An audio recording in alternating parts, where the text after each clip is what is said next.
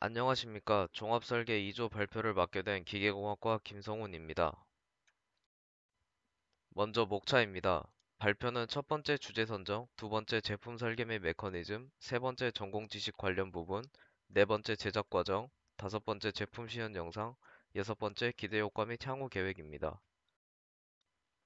먼저 본론에 들어가기 앞서 간단한 팀원 소개입니다. 저는 제품 설계 및 제작을 하였고, 유승호는 제품 제작을 주도하였으며, 정승호는 전자제어 담당, 신주현은 재료 구매 및 제품 제작을 하였고, 성지우는 자료조사 및 총무를 맡았습니다. 마지막으로 온상호는 재료 선정 및 발표 자료를 제작하였습니다. 다음 주제 선정입니다.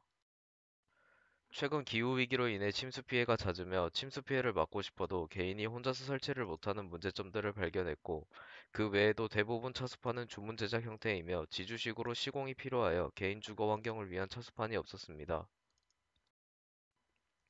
이러한 자료들을 바탕으로 저희는 다양한 폭을 가진 벽 사이에 설치할 수 있으며 시공이 필요 없고 개인이 쉽게 설치 및 제어 가능하도록 하여 개인 주거 환경에 맞추어 실내용으로 차수판을 제작해야겠다고 결심했습니다. 다음으로 제품 설계 및 메커니즘입니다. 앞에서 언급한 결론을 토대로 가변성을 확보하기 위해 튜브에 공기를 주입하는 형식으로 차수막을 구성하기로 결정하였으며 튜브를 고정하기 위해 양쪽에 기둥이 있는 형태를 생각하였습니다. 해당 튜브는 기둥 내부에 롤러를 넣어 기둥 사이에서 튜브를 필요한 만큼 꺼낼 수 있으며 최대 길이일 때 일반적인 실내 복도에 적용 가능하도록 길이를 선정하고 추가적으로 튜브를 기울여서 설치함으로써 튜브가 정수압으로 인해 들어올려지지 않도록 제작하였습니다. 다음 기둥 내부에 남아있는 튜브가 팽창하지 않도록 내부에 튜브를 눌러줄 수 있는 가드를 설계하였고 차수막을 해체하는 과정에서 가드가 방해되지 않도록 오른쪽 기둥 부분은 회전판 형식의 가드로 제작하였습니다. 다음 시공 없이 차수막을 고정시키기 위해서는 벽면 압착이 중요하므로 개별로 분리될 수 있는 기둥 벽면을 제작해 스프링과 스크류를 이용하여 벽 쪽으로 압착시킬 수 있는 기능을 넣었으며 스크류는 기둥 벽면의 무게중심에 위치하도록 하여 안정성을 확보하였습니다. 다음으로 개인이 쉽게 설치 및 제어를 할 수 있도록 롤러에 모터를 결합해 토글 스위치로 자유롭게 조작이 가능하며 양쪽 기둥의 수평을 쉽게 맞출 수 있도록 레이저 송수신 모듈과 부저를 달아 수평이 맞을 때 알람이 울리도록 제작하였습니다. 다음 튜브 재질 및 접합 방식 선정입니다. 먼저 튜브에 주로 사용되는 PVC 재질로 선정하고 적절한 접합 방식을 찾기 위해 실험을 하였으며 결론적으로 한 번 접은 상태에서 세면을 양면 테이프로 접합시키는 방식을 선택하였습니다. 추가적으로 밑단을 튜브 안쪽으로 접어넣어 공기를 투입할 때 팽창하면서 튜브와 바닥이 밀착되도록 하였습니다.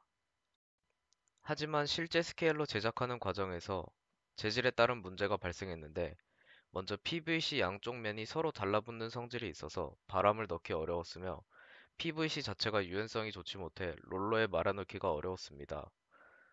따라서 다음과 같은 이유로 얇은 방수용 천으로 튜브 재질을 변경하게 되었습니다. 다음으로 전공 지식 관련 부분입니다. 먼저 정수압 및 롤러에 가해지는 힘 계산입니다. 롤러가 견딜 수 있는 최대 힘을 구하는 과정에서 기둥의 스펙을 먼저 알아야 하는데 저희 롤러의 경우 철로 된 중공축으로 되어 있으며 외경 20mm에 내경 14.8mm, 세로 길이 550mm로 철로 된 중공축의 허용 인정 응력은 250MPa입니다. 그리고 면적은 세로 길이 곱하기 외경에서 내경을 뺀 값으로 하였습니다. 이러한 파라미터 값을 통해 F는 시그마 곱하기 면적 공식을 적용하여 다음과 같이 롤러가 715kN까지 버틸 수 있음을 알 수 있습니다. 다음 튜브에 작용하는 정수압 계산입니다. 튜브에 작용하는 정수압은 로GH를 곱해 4895파스칼이며 튜브의 면적은 가로 2m, 세로 51.5cm인 직사각형의 넓이로 1.03m 제곱입니다. 다음 튜브 중앙에 힘 F가 작용한다고 가정하고 정수압의 단면적을 곱하면 총 5.042kN의 힘이 튜브에 가해짐을 알 수 있습니다. 이때 저희 튜브는 앞에서 언급드렸듯이 14도의 경사를 가져 정수압으로 인해 튜브가 들러 올려지지 않도록 구성하였고 앞에서 구한 힘을 X방향과 Y방향으로 나누어 몰이 튜브를 미는 힘과 튜브를 눌러주는 힘으로 분리를 하게 되면 X방향에 작용하는 힘은 4.892kN이고 Y방향에 작용하는 힘은 1.220kN임을 알 수 있습니다. 다음 봉에 작용하는 힘은 양쪽에 봉이 있는 구조로 한쪽 봉에 가해지는 힘만 알면 되기 때문에 X방향에 작용하는 힘의 절반이므로 봉에 작용하는 힘은 총 2.521kN으로 앞에서 구한 봉이 견딜 수 있는 최대 힘보다 훨씬 작아 보기 무난하게 정수압을 견딜 수 있음을 확인하였습니다.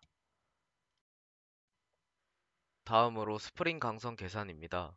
먼저 문고리에 걸린 회전판이 다시 돌아올 수 있도록 하는 스프링을 먼저 보면 회전판을 돌릴 때 필요한 힘은 35N이며 회전판을 잠글 때 늘어나는 스프링의 길이는 6cm입니다.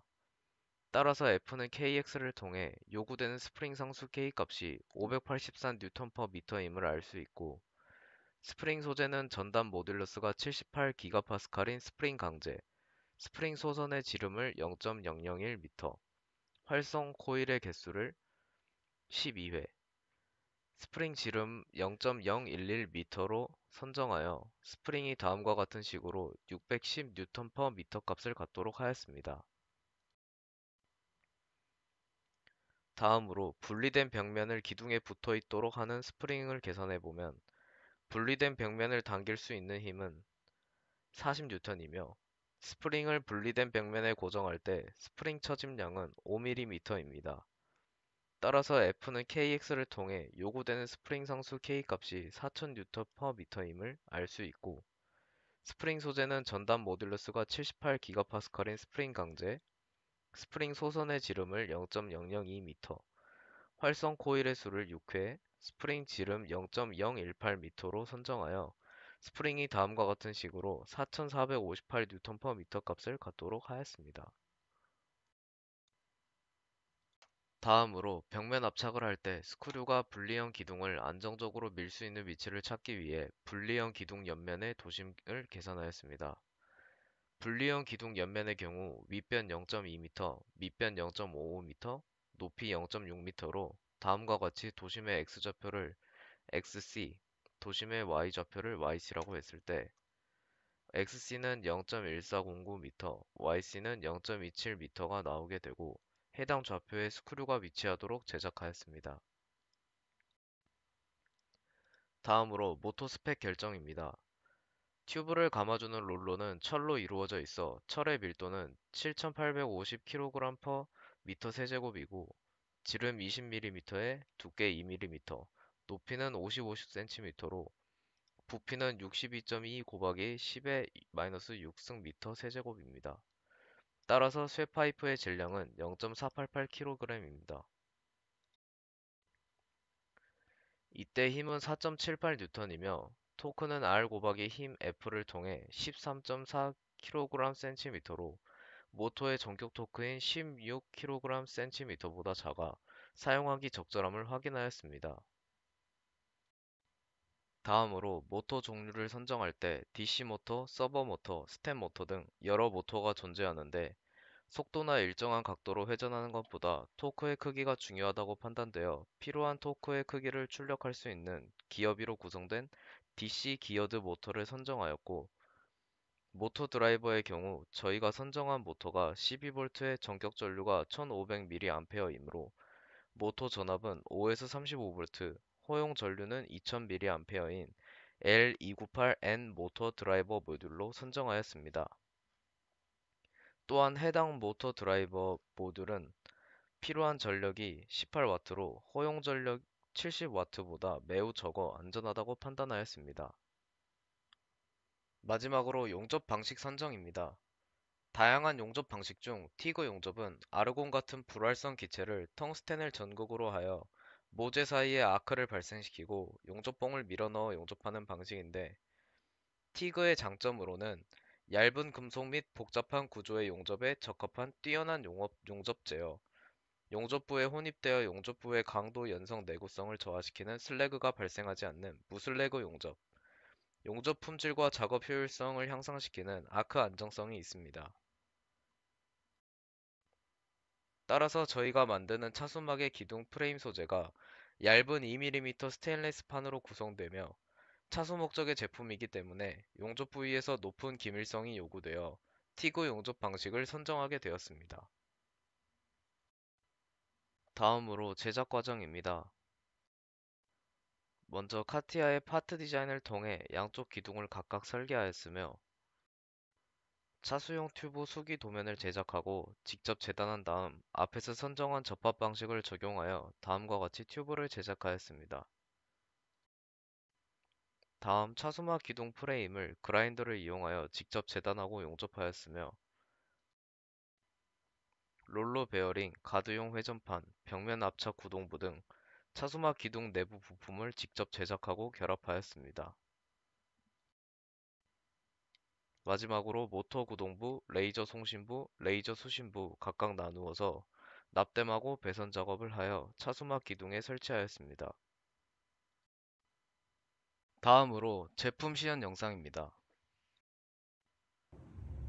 먼저 레이저 송수신 모듈이 수평일 때 잘 작동되는지 시연하는 영상입니다. 다음은 토글 스위치를 이용한 모터 조작 시연 영상입니다.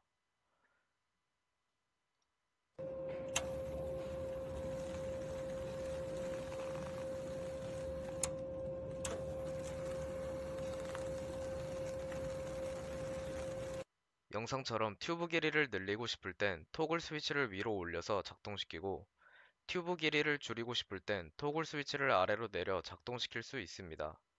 추가적으로 토글 스위치를 중간으로 두면 모터가 회전하지 않고 중립 상태가 됩니다. 다음 스크류 조작을 통해 벽면 압착이 되는 모습을 시연한 영상입니다.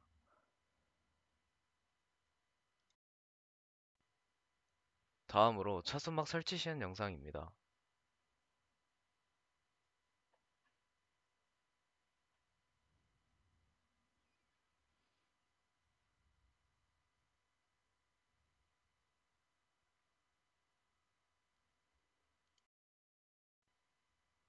다음 차수막 해체 시연 영상입니다.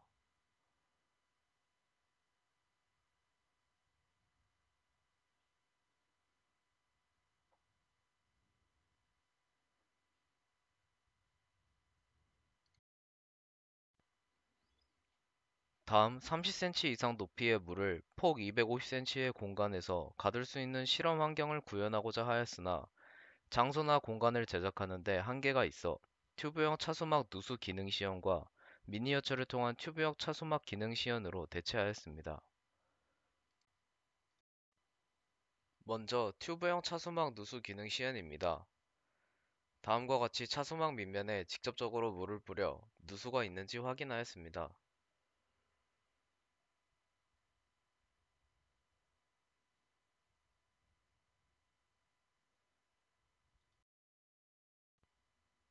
다음은 미니어처를 통해 튜브가 차수막 기능을 할 수 있는지 확인하였습니다.